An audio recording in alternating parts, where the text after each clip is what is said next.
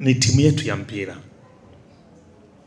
Najua iko mikakati ambayo tunaifanya, lakini timu yetu hii ni manispaa.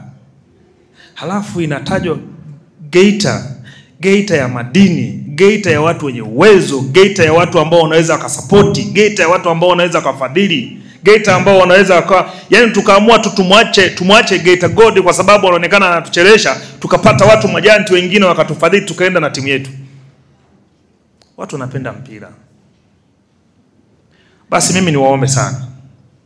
Geita Gold tulikuwa na timu mbili Tanzania, Giant mpaka kule wanakujua kote kimataifa. Sasa tunabakiwa na timu moja. Sasa ili tukaisaidia hii timu Geita Gold ingie pale. Iko timu imeshindwa hata kununua jezi za kimataifa. Sasa Geita Gold tuingie pale sisi sasa, mheshimiwa mstahiki. Kuna kipindi tumefika kwenye kimataifa, tunashindwaje? Kwa hiyo mheshimiwa mstahiki, tujitahidi uwanja tuwe nao na Geita yetu iwe sasa ndo timu ya pili kwenda kimataifa. Inawezekana. Bahati nzuri mkurugenzi sijajua sasa ilikuwaje. Maana hata haya majoho nayo uliamua kuyafanya hivyo, na ninajua mstahiki atakuwa na nguvu kubwa. Sasa hiyo bahati nzuri ya mbunge basi aendelee nayo, lakini hiyo timu tunakwenda sisi kuiacha.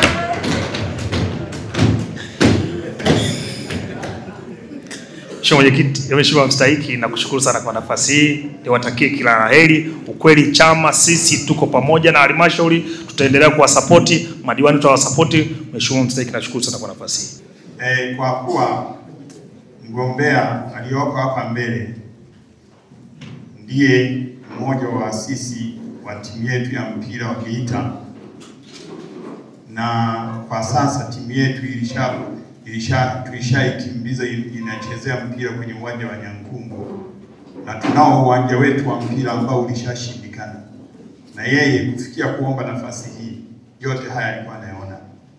Ana mkakati gani wa kuelekea kuifanya timu yetu ichezee kwenye uwanja wetu wa halmashauri? Asante. Shukuru sana Mheshimiwa Enoki Mapande kwa swali zuri, diwani kutoka kata ya Kanyara.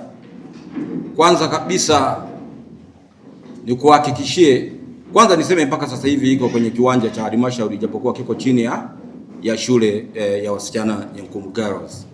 Lakini nataka nikuhakikishie kabla ya kurudi, kwanza cha kwanza timu inakwenda kupanda. Jana nimekuwepo uwanjani, ni zawadi ambayo tumepewa kama jana. Nimshukuru mkurugenzi wa manispaa ya Geita kwa tulivyomkabidhi, tulivyotoka tumekuta timu iko vizuri, kwa na sasa tunakwenda kusupport. Jana tumepiga magoli 3, mtu ameondoka akiwa katika mazingira ambayo tabana. Kwa hiyo mpaka sasa hivi ile timu ndio inaongoza katika daraja la kwanza. Na swala la uwanja haliepukiki mimi na wewe. Sijajua utakuwa kamati gani, lakini naamini ninavyokufahamu wewe kwa umahiri wako, tutakwenda kujenga hoja, tutakwenda kutengeneza mazingira, na kwa mkurugenzi huyu pamoja na wataalamu wake, naamini hadithi ya uwanja kutokamilika inakwenda kuishi katika awamu hii. Asante sana.